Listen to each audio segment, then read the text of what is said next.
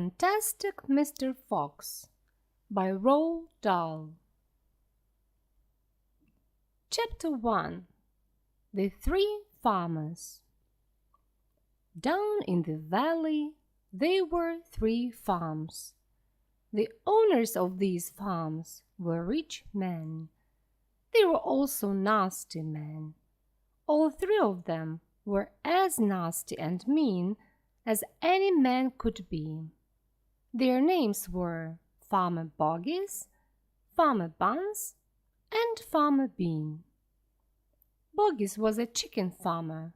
He kept thousands of chickens. He was very fat. This was because he ate 3 boiled chickens with dumplings every day for breakfast, lunch, and supper. Bunce was a duck and goose farmer. He kept thousands of ducks and geese. He was a kind of pot-bellied dwarf. He was so short, his chin would have been underwater in the shallow end of any swimming pool in the world. His food was doughnuts and goose livers. He made a disgusting paste from the livers and then put it into the doughnuts. This diet gave him a tummy ache and a beastly temper. Bean was a turkey and apple farmer. He kept thousands of turkeys in an orchard full of apple trees. He never ate any food at all. Instead, he drank gallons of strong cider which he made from the apples in his orchard. He was as thin as a pencil and the cleverest of them all.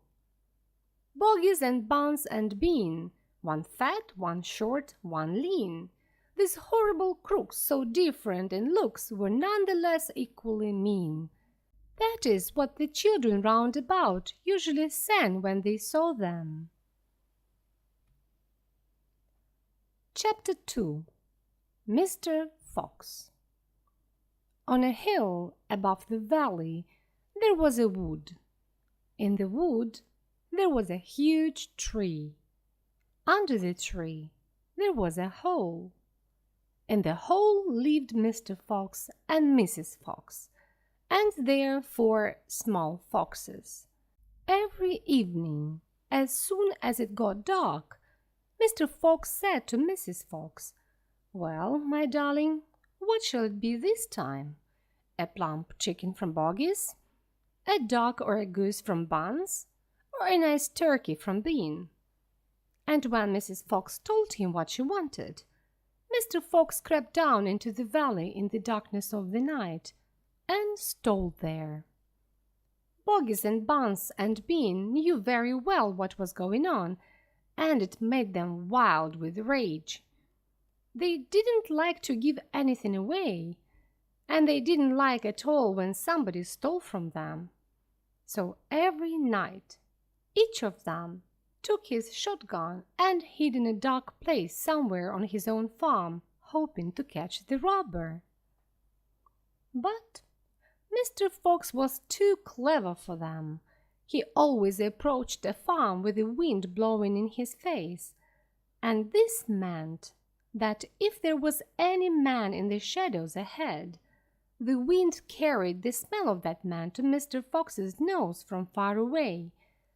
And if Mr. Boggis was hiding behind his chicken house number 1, Mr. Fox could always smell him out from 50 yards off, quickly change direction, and head for chicken house number 4 at the other end of the farm. "Dan and blast that lousy beast!" cried Boggis.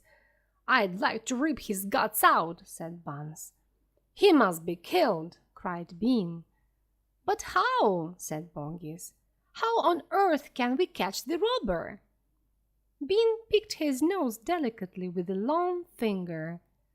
"I have a plan," he said. "You've never had a good, clever plan yet," said Bunce. "Shut up and listen," said Bean. "Tomorrow night we will all hide just outside the hole where the fox lives. We will wait there until he comes out. Then bang! Bang, bang, bang!" "Very clever," said Bunce. "But first we shall have to find the hole." "My dear Bunce, I've already found it," said the smart bean. "It's up in the wood on the hill. It's under a huge tree." Chapter 3. The Shooting. "Well, my darling," said Mr. Fox, "what shall it be tonight?" "I think we will have duck tonight," said Mrs. Fox. "Bring us 2 fat ducks, if you please. 1 for you and me, and 1 for the children." "Okay, it shall be ducks," said Mr. Fox. "Bunce is best." "But be careful," said Mrs. Fox. "My darling," said Mr. Fox, "I can smell those stupid men a mile away. I can even smell one from the other. Boggis smells of rotten chicken skins. Bunce smells of goose livers. And as for Bean, the fumes of apple cider hang around him like poisonous gases." "Yes, but be careful," said Mrs. Fox. "You know they'll be waiting for you, all 3 of them." "Don't you worry about me," said Mr. Fox. "I'll see you later." But Mr. Fox would not have been quite so cocky had he known exactly where the 3 farmers were waiting at that moment. They were just outside the hole, behind a tree with their guns. And what is more, they had chosen their positions very carefully, so that the wind was not blowing from them towards the fox's hole. In fact, it was blowing in the opposite direction. And Mr. Fox couldn't smell them out. Mr. Fox crept up the dark tunnel to the mouth of his hole. He put his long, handsome face out into the night air and sniffed once. He moved an inch or 2 forward and stopped. He sniffed again. He was always especially careful when he was coming out from his hole. He moved forward a little more. The front half of his body was now in the open. He sniffed and sniffed for the scent of danger, but he didn't smell anything, and he was just about to go forward into the wood when he heard, or thought he heard, some noise, as though someone had moved a foot very gently through dry leaves. Mr. Fox lay very still. He pricked his ears and waited a long time, but he heard nothing more. "Probably it was a field mouse," he told himself, "or some other small animal." He crept a little further out of the hole, then further still. He was almost right out in the open now. He took a last careful look around. The wood was dark and very still. Somewhere in the sky the moon was shining. Just then his sharp night eye saw something bright behind a tree not far away. It was some moonlight shining on a polished surface.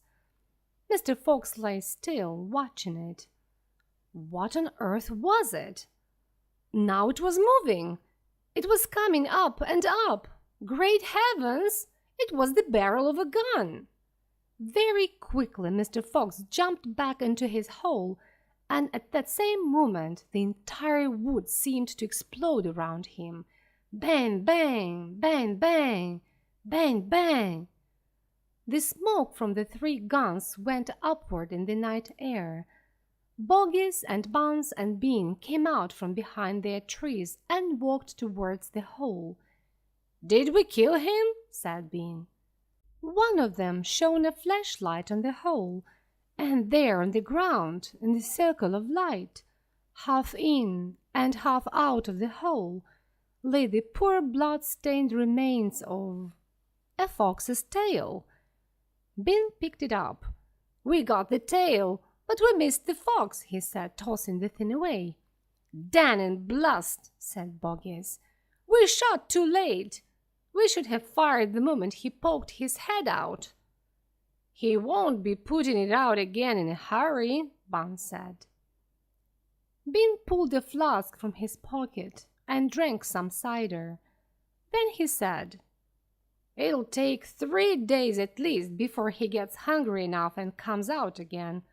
I'm not sitting around here waiting for that. Let's dig him out."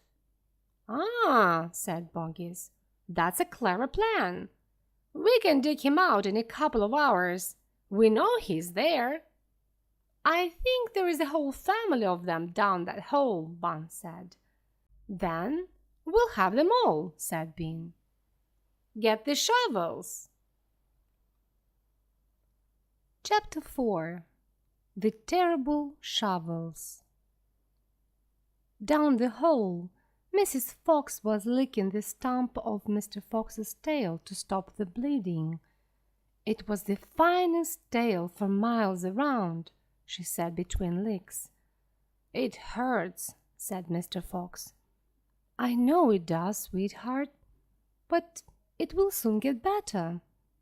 "And it will soon grow again, Dad," said one of the small foxes. "It will never grow again," said Mr. Fox. "I shall be without a tail for the rest of my life." He looked very sad. There was no food for the foxes that night, and soon the children dozed off. Then Mrs. Fox dozed off. But Mr. Fox couldn't sleep because of the pain in the stump of his tail. "Well," he thought, "I think I'm lucky they haven't killed me. And now they know where our hole is, so we must move out as soon as possible. They'll never leave us in peace if we—" What was that? He turned his head sharply and listened. The noise he heard now was the most frightening noise a fox can ever hear, the sound of shovels digging into the soil. "Wake up!" he shouted. "They're digging us out!" Mrs. Fox woke up in 1 second. She was quivering all over. "Are you sure that's it?" she whispered. "Yes, listen." "They'll kill my children!" cried Mrs. Fox. "Never!" said Mr. Fox. "But, darling, they will!" cried Mrs. Fox. "You know they will!" The shovels above their heads went on digging. Small stones and bits of earth began falling from the roof of the tunnel. "How will they kill us, Mommy?"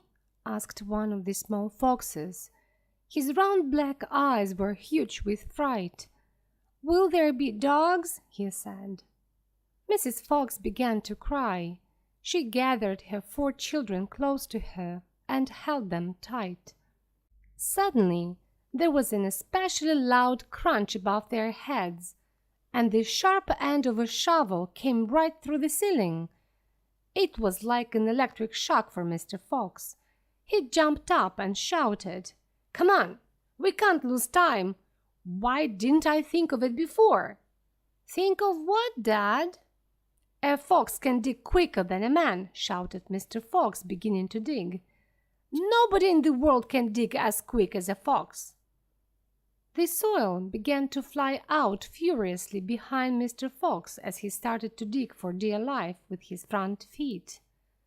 Mrs. Fox and their 4 children ran forward to help him. "Go downwards," ordered Mr. Fox. "We've got to go deep as we possibly can." The tunnel began to grow longer and longer. It went downward, deeper and deeper. The mother and the father and all 4 of the children were digging together. Their front legs were moving so fast you couldn't see them, and gradually the noise of the shovels became fainter and fainter. After about an hour, Mr. Fox stopped digging.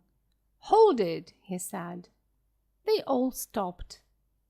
They turned and looked back up the long tunnel they had just dug. All was quiet. "Phew," said Mr. Fox. "I think we've done it.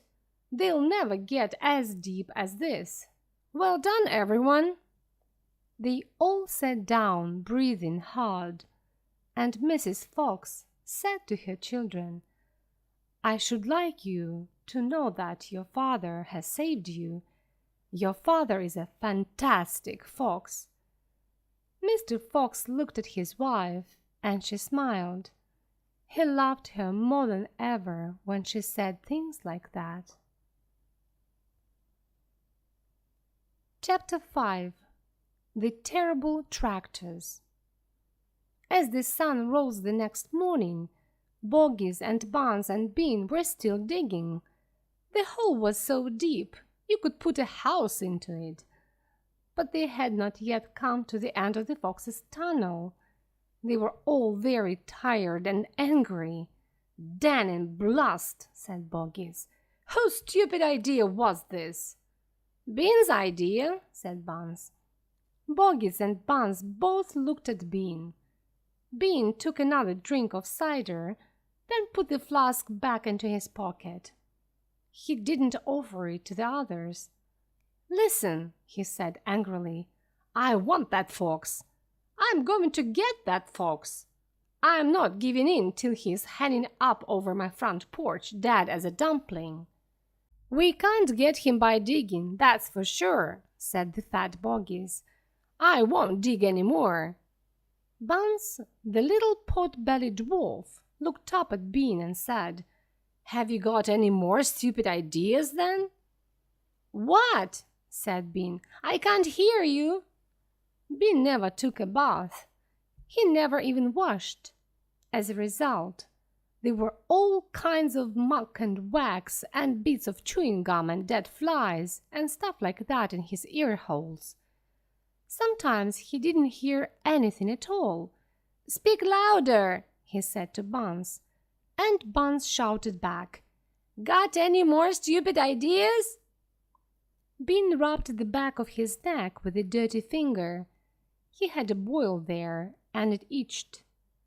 "What we need now," he said, "is machines, mechanical shovels. We'll have him out in 5 minutes with mechanical shovels."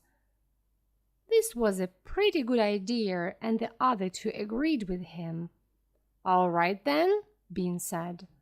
"Boggis, you stay here so that the fox doesn't run away. Bunce and I will go and fetch our machinery. If he tries to get out, shoot him quick." The long, thin Bean walked away. The tiny Bunce trotted after him. The fat Boggis stayed where he was, his gun at the foxhole. Soon, 2 huge caterpillar tractors with mechanical shovels on their front ends came into the wood.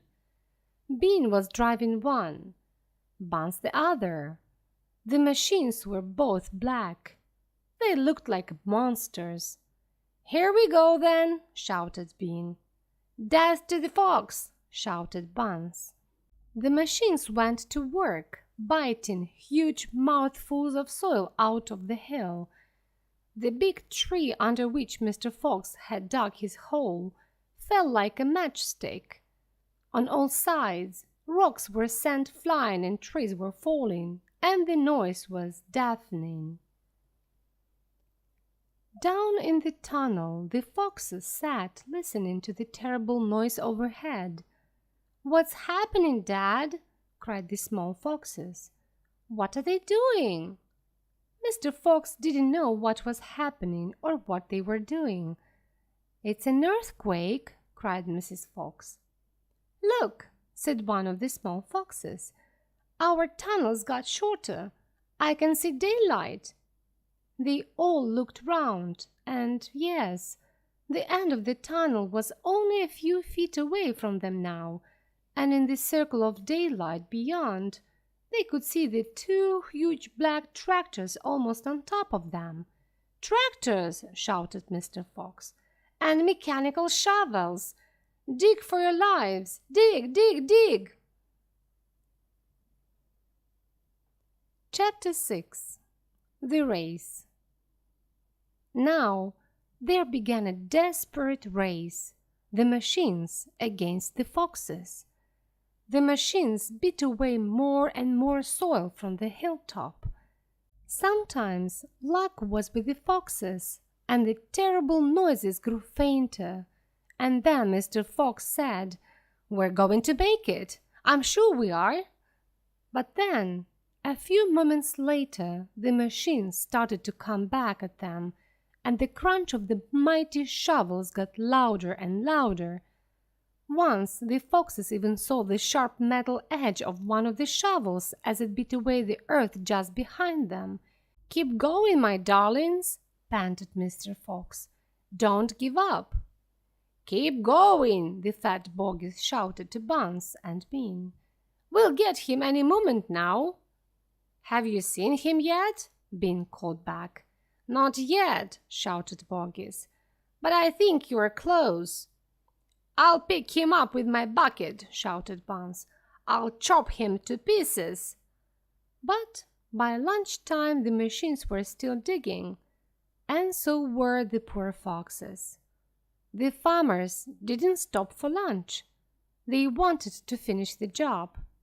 "Hey there, Mr. Fox," yelled Bunce, leaning out of his tractor.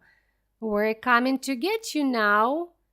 "You've had your last chicken," yelled Boggis. "You'll never come to my farm again." The three farmers acted like madmen. The tall, skinny Bean and dwarfish, pot-bellied Bunce were driving their machines like maniacs, and their shovels were digging very quickly. The fat Boggis was hopping about and shouting, "Faster, faster!" By 5 o'clock in the afternoon, the hole the machines had dug was like the crater of a volcano. It looked so unusual that the crowds of people came rushing out from the nearby villages to see it. They stood on the edge of the crater and looked down at Boggis and Bunce and Bean. "Hey there, Boggis! What's going on?" "We are after a fox." "You must be mad!"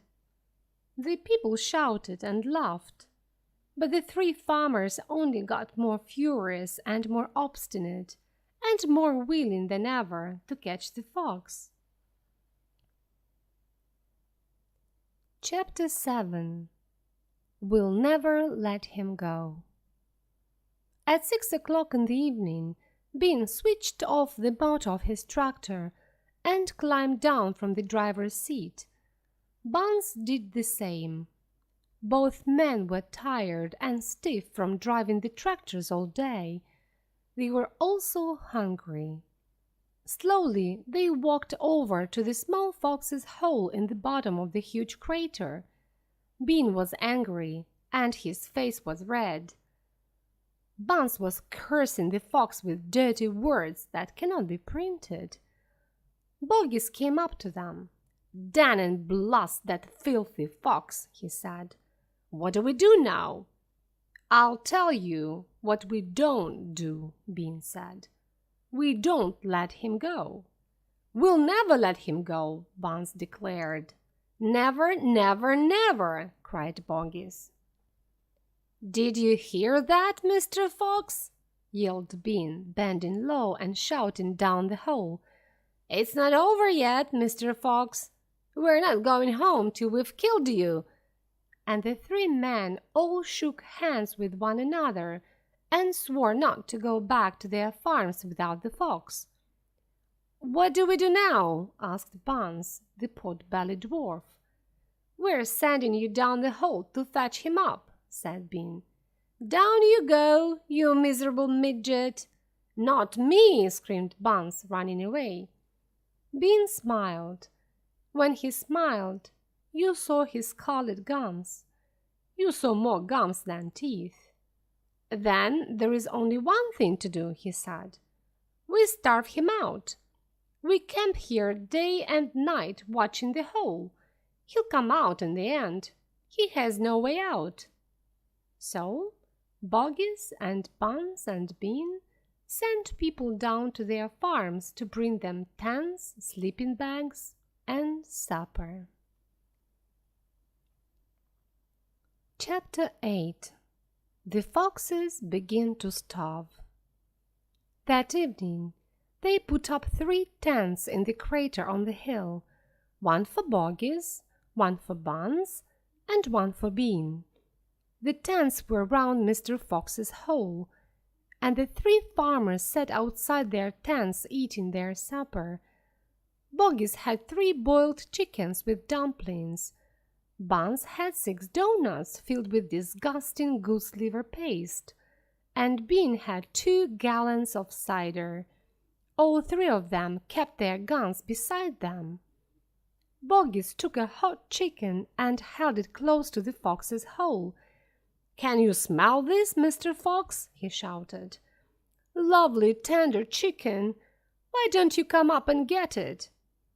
The rich scent of chicken went down the tunnel to where the foxes were hiding. "Oh, Dad," said one of the small foxes, "can we just sneak up and snatch it out of his hand?" "Don't you dare," said Mrs. Fox. "That's just what they want you to do." "But we are so hungry," they cried. "When will we get something to eat?" Their mother didn't answer them, nor did their father. There was no answer to give. As darkness fell, Bunce and Bean switched on the powerful headlamps of the 2 tractors and shone them onto the hole.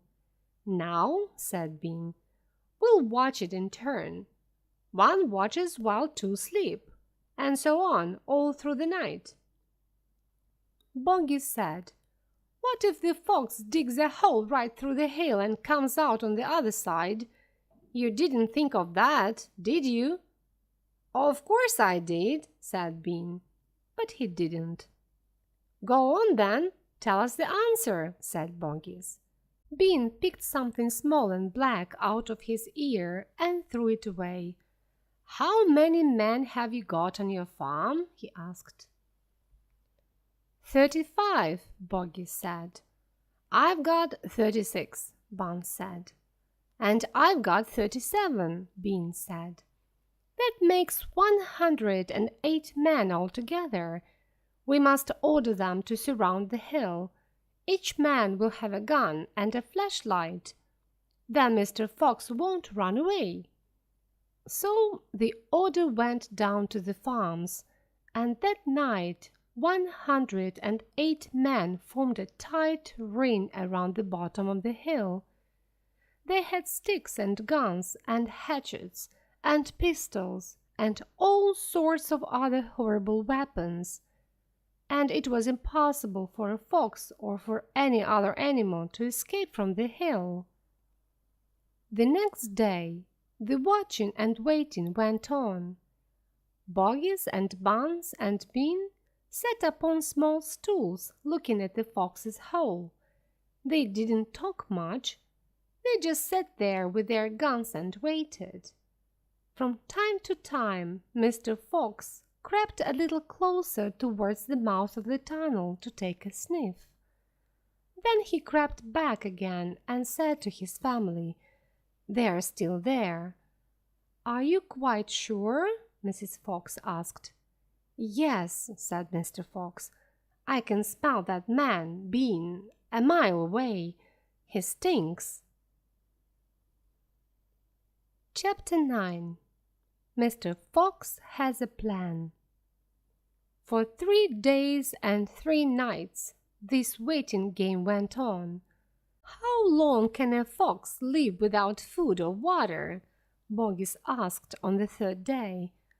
"Not much longer now," Bean told him. "He'll run out soon. That's the only thing he can do now." Bean was right. Down in the tunnel, the foxes were slowly but surely starving to death. "I want so much to have just a little water," said one of the small foxes. "Oh, Dad, can't you do something?" "Can we try and get out of here, Dad? Maybe we'll make it." "No chance at all," snapped Mrs. Fox. "I won't let you go up there and face those guns. We'll stay down here and die in peace." Mr. Fox didn't speak for a long time. He sat quite still, his eyes closed, not even hearing what the others were saying. Mrs. Fox knew that he was trying to think of a way out, and now, as she looked at him, she saw that he stirred himself and got slowly to his feet. He looked back at his wife. There was a little spark of excitement in his eyes.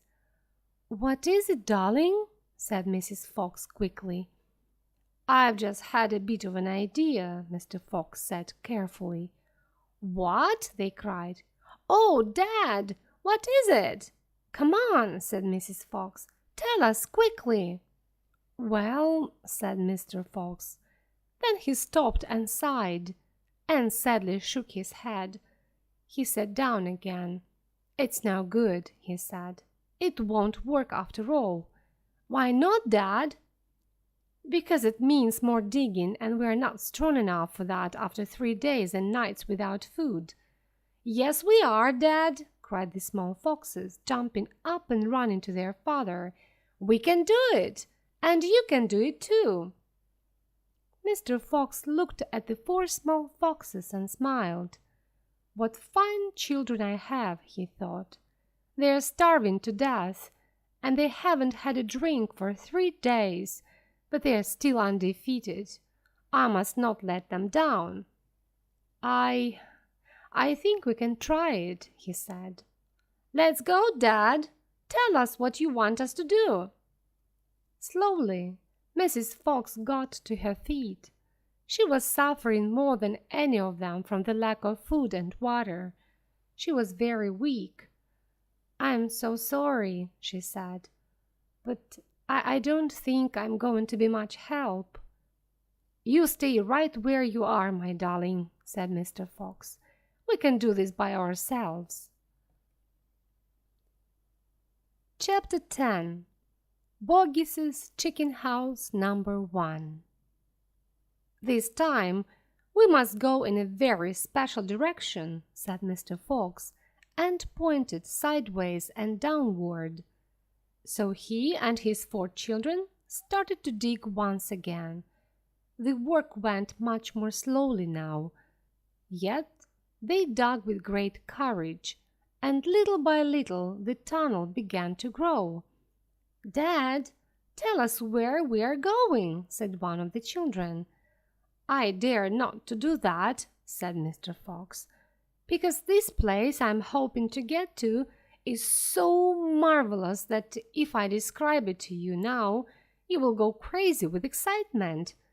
And then, if we fail to get there, you will die of disappointment. I don't want to raise your hopes too much, my darlings." For a long, long time they kept on digging. For how long they didn't know, because there were no days and no nights down there in the dark tunnel. But at last Mr. Fox gave the order to stop. "I think," he said, "we must peep upwards now and see where we are. I know where I want to be, but I'm not sure we're anywhere near it." Slowly, the tired foxes began to dig the tunnel up towards the surface. Up and up it went, until suddenly they came to something hard above their heads, and they couldn't go up any further. Mr. Fox examined this hard thing. "It's wood," he whispered. "Wooden planks." "What does that mean, Dad?" "It means, if I'm not very much mistaken, we're right underneath somebody's house," whispered Mr. Fox. "Be very quiet now while I take a look." Carefully, Mr. Fox began pushing up one of the floorboards. The board creaked most terribly, and they all moved down, waiting for something awful to happen. Nothing did. So Mr. Fox pushed up a second board, and then, very, very carefully, he put his head up through the gap. He cried out with excitement. "I've done it!" he yelled. "I've done it first time! I've done it! I've done it!" He pulled himself up through the gap in the floor and started jumping and dancing with joy. "Come on up!" he sang out. "Come up and see where you are, my darlings! What a sight for a hungry fox! Hooray! Hooray!" The 4 small foxes crept out of the tunnel, and what a fantastic sight it was! They were in a huge shed, and there were chickens everywhere. They were white chickens and brown chickens and black chickens. Thousands of chickens. "Boggis's chicken house number 1!" cried Mr. Fox. "It's the place I wanted to get to. I've done it! First time! Isn't that fantastic? And, if I may say so, rather clever." The small foxes were wild with excitement. They started running around in all directions, chasing the stupid chickens. "Wait," ordered Mr. Fox. "Don't lose your heads. Stand back. Calm down. Let's do this properly. First of all, everyone have a drink of water." They all ran over to the chickens' drinking trough and drank the lovely cool water. Then Mr. Fox chose 3 of the plumpest hens and killed them instantly. "Back to the tunnel," he ordered. "Come on, no fooling around. Get down quickly, and you shall have something to eat." One after another, they climbed down through the hole in the floor, and soon they were all standing once again in the dark tunnel. Mr. Fox reached up and pulled the floorboards back into place. He did this with great care, so that no one could tell somebody had moved them. "My son," he said, giving the 3 plump hens to the biggest of his 4 small children, "run back with these to your mother. Tell her to prepare a feast. Tell her we will be back as soon as we have done a few other little things." Chapter 11. A surprise for Mrs. Fox. The small fox ran back along the tunnel as fast as he could, carrying the 3 plump hens. He was full of joy. "Just wait," he thought. "Just wait till Mommy sees these." He had a long way to run, but he never stopped once on the way. "Mommy!" he cried out of breath. "Look, Mommy, look! Wake up and see what I've brought you." Mrs. Fox, who was very weak now from lack of food, opened one eye and looked at the hens. "I'm dreaming," she murmured, and closed the eye again. "You're not dreaming, Mommy. They're real chickens. We're saved. We're not going to starve." Mrs. Fox opened both eyes and sat up quickly. "But, my dear child," she cried, "where on earth—" "Boggis's chicken house number 1," said the small fox quickly. "We have made a tunnel right under the floor, and you've never seen so many big fat hens in all your life. And Dad said to prepare a feast. They'll be back soon." The sight of food gave new strength to Mrs. Fox. "It will be a feast," she said, standing up. "Oh, what a fantastic fox your father is! Hurry up, child, and start plucking those chickens." Far away down in the tunnel, the fantastic Mr. Fox was saying, "Now, let's do one more little job, my darlings. This one will be as easy as pie. All we must do is dig another little tunnel from here to there." "To where, Dad?" "Don't ask so many questions. Start digging." Chapter 12. Badger. Mr. Fox and the 3 remaining small foxes dug fast and straight. They were all so excited now that they didn't feel tired or hungry. They knew they were going to have a great feast very soon, and they laughed every time they thought they were going to eat Boggis's chickens. It was lovely to know that while the fat farmer was sitting up there on the hill waiting for them to starve, he was also giving them their dinner without knowing it. "Keep digging," said Mr. Fox. "It's very close already." All of a sudden, a deep voice above their heads said, "Who goes there?" The foxes jumped. They looked up quickly and saw through a small hole in the roof of the tunnel a long, black, pointed, furry face. "Badger!" cried Mr. Fox. "Foxy!" cried Badger. "My goodness me! I'm glad I found someone at last. I've been digging around in circles for 3 days and nights, and I haven't the foggiest idea where I am." Badger made the hole in the ceiling bigger and dropped down beside the foxes. A small badger, his son, dropped down after him. "Haven't you heard what's happening up on the hill?" Badger said excitedly. "It's chaos. Half the wood has disappeared, and there are men with guns all over the countryside. We cannot get out, even at night. We're all starving to death." "Who is we?" asked Mr. Fox. "All us diggers. That's me and Mole and Rabbit and all our wives and children. Even Weasel, who can usually get out of any mess, is right now hiding down my hole with Mrs. Weasel and 6 kids. What on earth are we going to do, Foxy? I think we're finished." Mr. Fox looked at his 3 children and he smiled. The children smiled back at him as they shared his secret. "My dear old Badger," he said, "this mess you're in is all my fault."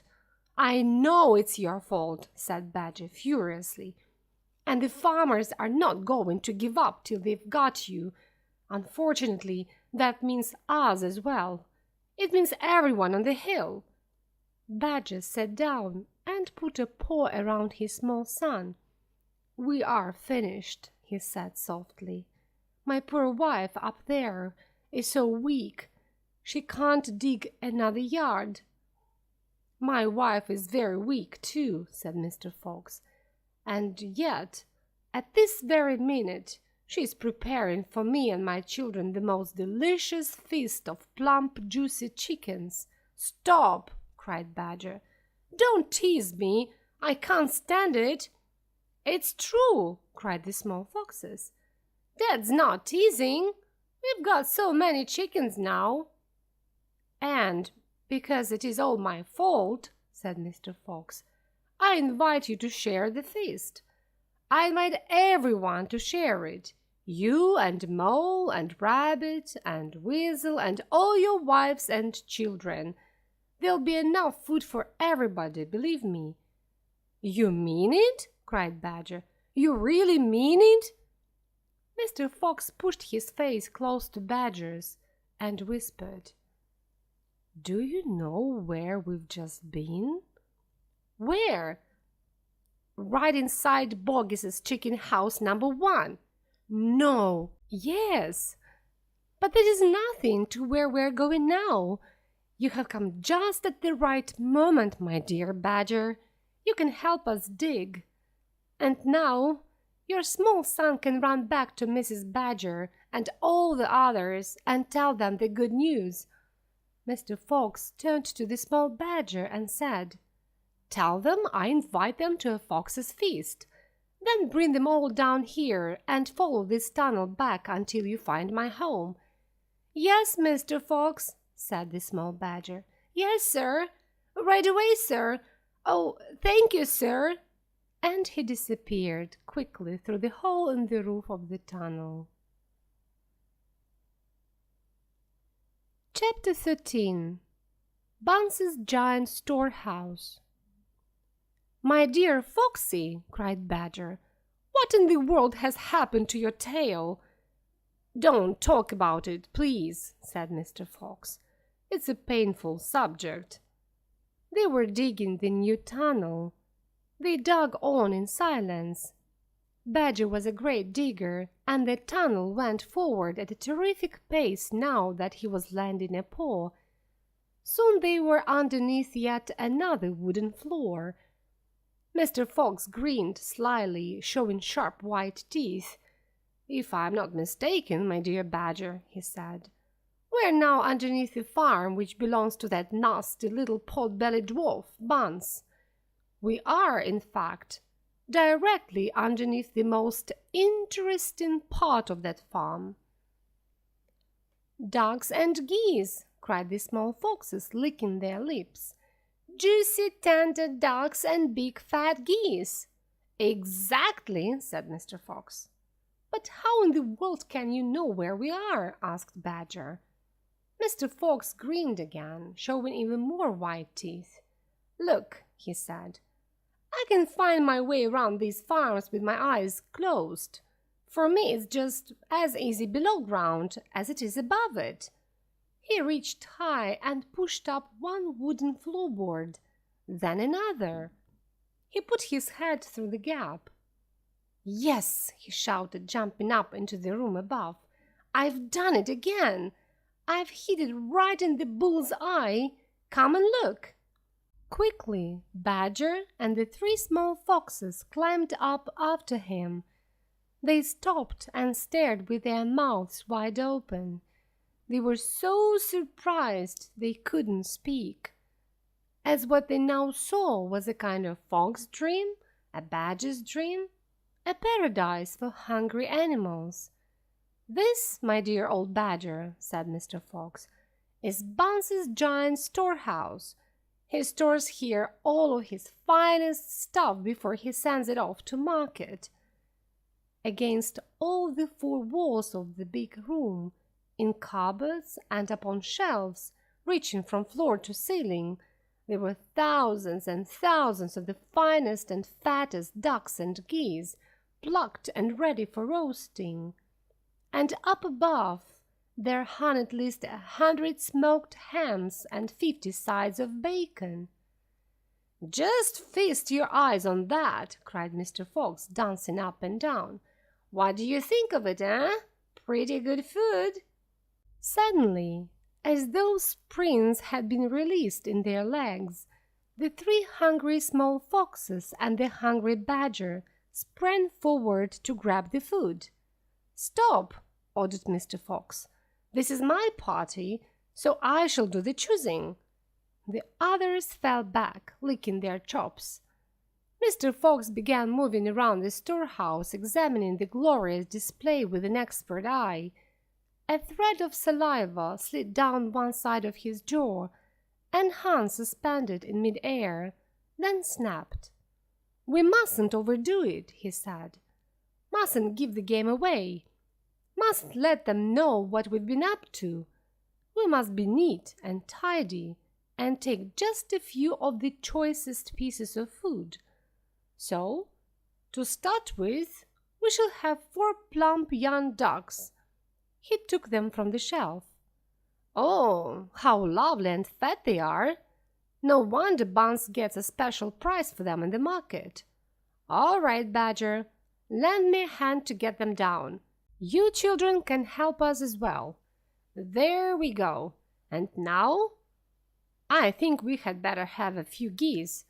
3 will be quite enough. We'll take the biggest. Oh my, oh my! You'll never see finer geese than these in a king's kitchen. Easy, easy, that's the way. And what about a couple of nice smoked hams? I adore smoked ham, don't you, Badger? Fetch me that step ladder, will you please?" Mr. Fox climbed up the ladder and handed down 3 magnificent hams. "And do you like bacon, Badger?" "I'm mad about bacon," cried Badger, dancing with excitement. "Let's have a side of bacon, that big one up there." "And carrots, Dad," said the smallest of the 3 small foxes. "We must take some of those carrots." "Don't be so stupid," said Mr. Fox. "You know we never eat things like that." "It's not for us, Dad. It's for the rabbits. They only eat vegetables." "My goodness me, you are right," cried Mr. Fox. "What a thoughtful little fellow you are. Take 10 bunches of carrots." Soon all this lovely loot was lying in a neat heap upon the floor. The small foxes came close, their noses twitching, their eyes shining like stars. "And now," said Mr. Fox, "we shall have to borrow from our friend Bunce 2 of those useful push carts over in the corner."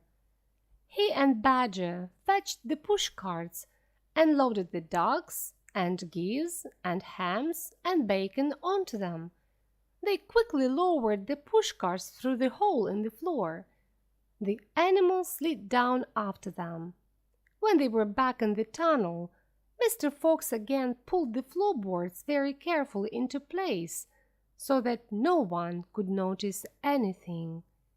"My darlings," he said, pointing to 2 of the 3 small foxes, "take a cart each and run back as fast as you can to your mother. Give her my love and tell her we're having guests for dinner, the badgers, the moles, the rabbits, and the weasels. Tell her it must be a truly great feast, and tell her the rest of us will be home as soon as we've done one more little job." "Yes, Dad. Right away, Dad," they answered, and they grabbed a trolley each and hurried off down the tunnel. Chapter 14. Badger Has Doubts. "Just one more visit," cried Mr. Fox. "And I'll bet I know where that'll be," said the only small fox now left. He was the smallest fox of them all. "Where?" asked Badger. "Well," said the smallest fox, "we've been to Boggis and we've been to Bunce, but we haven't been to Bean. It must be Bean." "You are right," said Mr. Fox. "But what you don't know is which part of Bean's place we're going to visit." "Which?" they said both together. "Uh-huh," said Mr. Fox. "Just you wait and see." They were digging as they talked. The tunnel was going forward fast. Suddenly Badger said, "Doesn't this worry you just a little bit, Foxy?" "Worry me?" said Mr. Fox. "What?" "All this stealing." Mr. Fox stopped digging and stared at Badger as though he had gone completely dotty. "My dear old furry friend," he said, "do you know anyone in the whole world who can refuse to steal a few chickens if his children are starving to death?" There was a short silence while Badger thought deeply about this. "You're far too respectable," said Mr. Fox. "There is nothing wrong with being respectable," Badger said. "Look," said Mr. Fox, "Boggis and Bunce and Bean are out to kill us. You realize that, I hope." "I do, Foxy, I do indeed," said the gentle Badger. "But we are not going to be like them. We don't want to kill them." "I hope not," said Badger. "We shall never do it," said Mr. Fox. "We shall simply take a little food here and there to keep us and our families alive, right?" "I think we'll have to," said Badger. "If they want to be horrible, let them," said Mr. Fox. "We down here are decent, peace-loving people." Badger laid his head on one side and smiled at Mr. Fox. "Foxy," he said, "I love you." "Thank you," said Mr. Fox. "And now let's dig." 5 minutes later, Badger's front paws hit against something flat and hard. "What on earth is this?" he said. "It looks like a solid stone wall." He and Mr. Fox scraped away the soil. It was a wall, but it was built of bricks, not stones. The wall was right in front of them, blocking their way. "Now, who in the world will build a wall under the ground?" asked Badger. "Very simple," said Mr. Fox. "It's the wall of an underground room, and if I'm not mistaken, it's exactly what I'm looking for." Chapter 15. Bean's Secret Cider Cellar. Mr. Fox examined the wall carefully. He saw that the cement between the bricks was old and crumbly, so he loosened a brick without much trouble and pulled it away. Suddenly, out from the hole where the brick had been, there popped a small sharp face with whiskers. "Go away," it said. "You can't come in here. It's my place." "Good Lord," said Badger. "It's Rat." "You saucy beast," said Mr. Fox. "I have forgotten that we can find you down here somewhere." "Go away," shrieked Rat. "This is my private cellar." "Shut up," said Mr. Fox. "I will not shut up," shrieked Rat. "This is my place. I got here first." Mr. Fox gave a brilliant smile, showing his white teeth. "My dear Rat," he said softly, "I'm a hungry fellow, and if you don't go away quickly, I shall eat you up in one gulp." That worked. Rat disappeared quickly. Mr. Fox laughed and began pulling more bricks out of the wall. When he had made a big hole, he crept through it. Badger and the smallest fox followed him in. They found themselves in a large, damp, dark cellar. "This is it!" cried Mr. Fox. "This is what?" said Badger. "The place is empty." "Where are the turkeys?" asked the smallest fox, staring into the dark. "I thought Bean was a turkey man." "He is a turkey man," said Mr. Fox. "But it's not turkeys that we need now. We've got plenty of food." "Then what do we need, Dad?" "Take a good look round," said Mr. Fox. "Don't you see anything that interests you?" Badger and the smallest fox looked into the half-darkness. As their eyes became accustomed to the gloom, they began to see what looked like big glass jars standing upon shelves around the walls. They went closer. They were jars. There were hundreds of them, and upon each one was written the word cider. The smallest fox jumped high in the air. "Oh, Dad!" he cried out. "Look what we found! It's cider!" "Exactly!" said Mr. Fox. "Great!" shouted Badger. "Bean's secret cider cellar," said Mr. Fox. "But go carefully, my dears. Don't make a noise. This cellar is right underneath the farmhouse itself." "Cider," said Badger, "is especially good for badgers. We take it as medicine.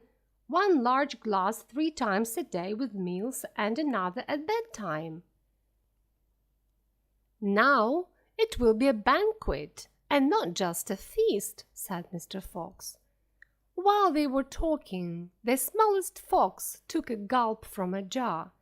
"Wow!" he gasped. "Wowee!" You must understand, this was not the ordinary weak cider one buys in a store. It was the real stuff that burnt in your throat and boiled in your stomach. "Ah!" gasped the smallest fox. "This is some cider!" "That's quite enough of that," said Mr. Fox, grabbing the jar and putting it to his own lips. He took a very big gulp. "It's fantastic!" he whispered, fighting for breath. "It's fabulous! It's beautiful!" "It's my turn," said Badger, taking the jar and tilting his head back. The cider went noisily down his throat. It's like melted gold," he gasped. "Oh, Foxy, it's like drinking sunbeams and rainbows." "Put that down at once. There'll be none left for me." Rat was on the highest shelf in the cellar, peering out from behind a huge jar. In the neck of the jar there was a small rubber tube, and Rat was using this tube to suck out the cider. "You are drunk," said Mr. Fox. "Mind your own business," shrieked Rat. "Now you great clumsy brutes have come in here and will all be caught. Get out and leave me to drink my cider in peace." At that moment, they heard a woman's voice calling out in the house above them. "Hurry up and get that cider, Mabel," the voice called. "You know Mr. Bean doesn't like to wait. especially when he's been out all night in a tent." The animals froze. They stayed absolutely still. At the top of stone steps leading down from the house to the cellar, there was a door. And now someone opened the door and was starting to come down those steps. Chapter 16. The Woman. "Quick," said Mr. Fox, "hide!" He and Badger and the smallest fox jumped up onto a shelf and hid behind a row of big cider jars. Peering around the jars, they saw a huge woman coming down into the cellar. At the foot of the steps, the woman stopped, looking to right and left. Then she turned and went straight to the place where Mr. Fox and Badger and the smallest fox were hiding. She stopped right in front of them. The only thing between her and them was a row of cider jars. She was so close, Mr. Fox could hear the sound of her breathing.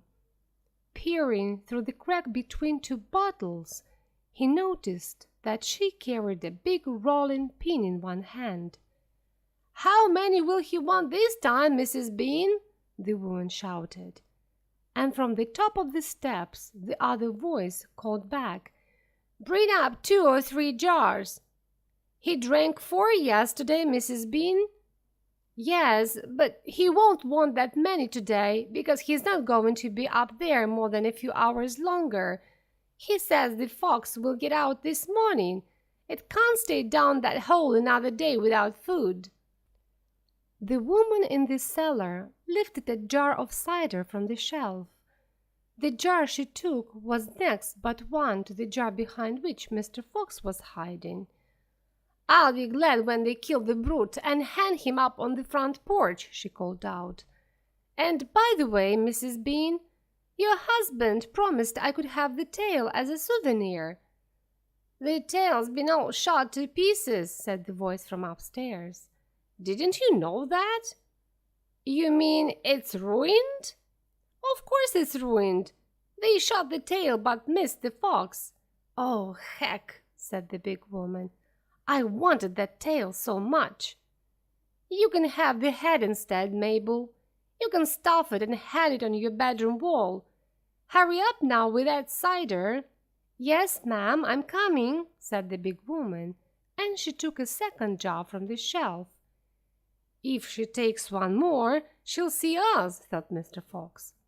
He could feel that the smallest fox's body was quivering with excitement.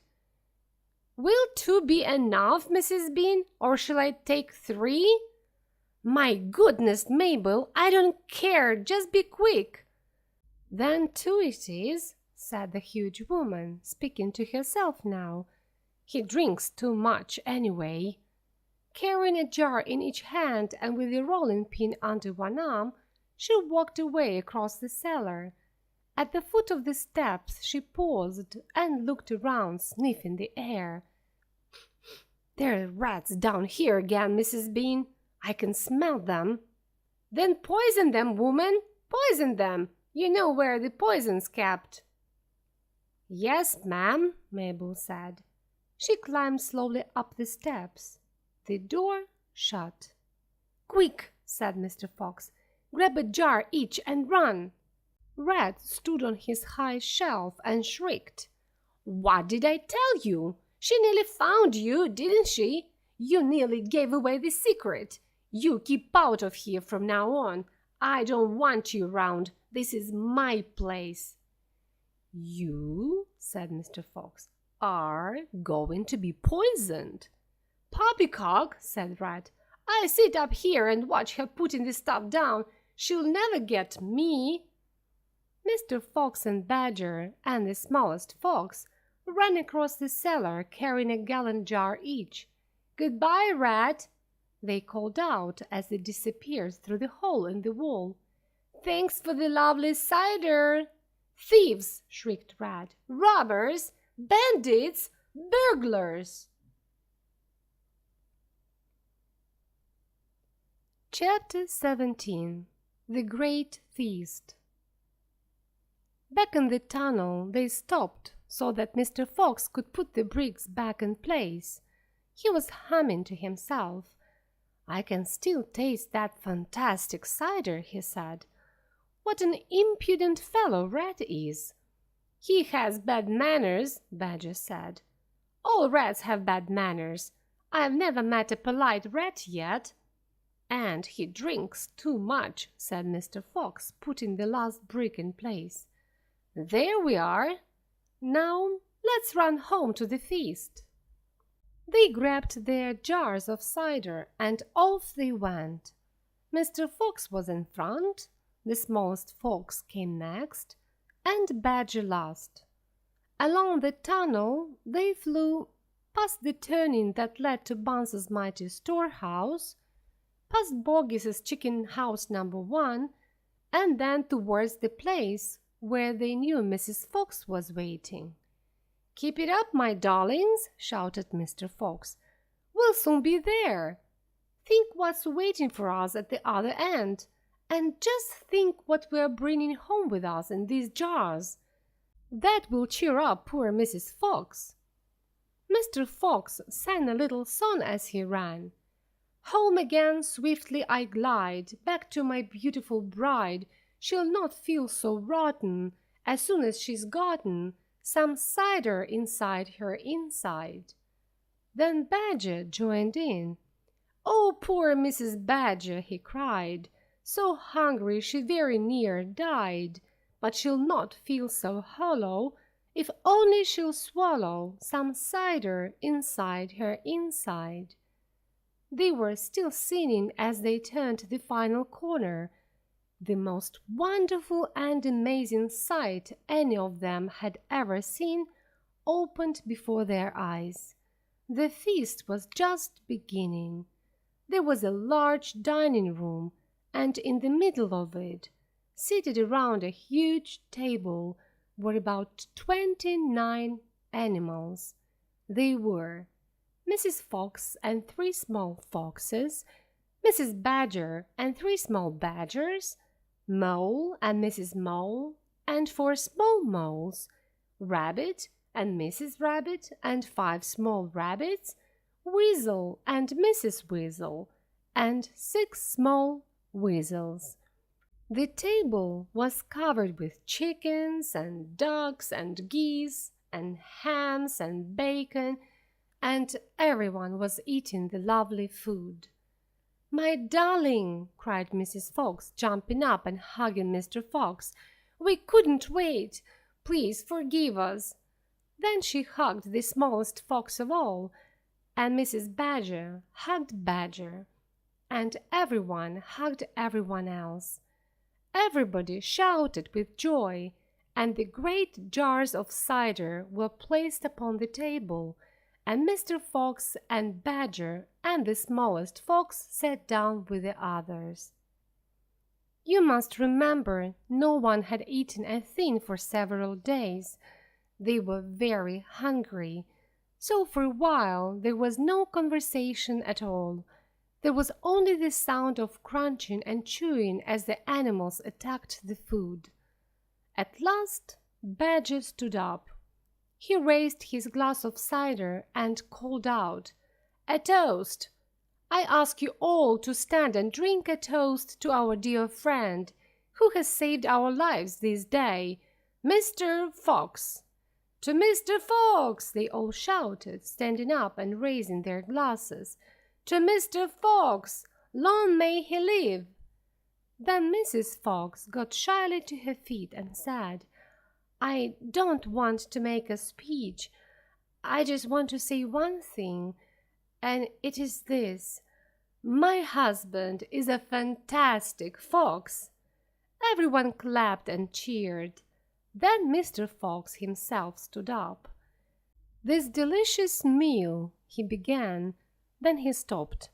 In the silence that followed, he belched. There was laughter and more clapping. "This delicious meal, my friends," he went on, "is by courtesy of Mrs. Boggis, Bunce, and Bean." More cheering and laughter. and I hope you have enjoyed it as much as I have." And he belched again. "But now, my friends, let us be serious," said Mr. Fox. "Let us think of tomorrow, and the next day, and the days after that. If we go out, we will be killed, right?" "Right," they shouted. "They'll shoot us before we've gone a yard," said Badger. "Exactly," said Mr. Fox. "But who wants to go out anyway? Let me ask you that. We're all diggers, every one of us. We hate the outside. The outside is full of enemies. We only go out because we have to get food for our families. But now, my friends, the situation has changed.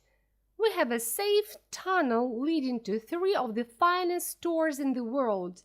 "We do indeed," said Badger. "I've seen them." "And you know what this means?" said Mr. Fox.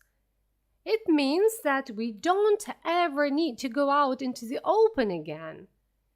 There was a buzz of excitement around the table. "I therefore invite you all," Mr. Fox went on, "to stay here with me forever." "Forever!" they cried. "My goodness, how marvelous!" And Rabbit said to Mrs. Rabbit, "My dear, just think, they're never going to shoot at us again." "We will make," said Mr. Fox, "a little underground village, with streets and houses on each side, with houses for badgers and moles and rabbits and weasels and foxes.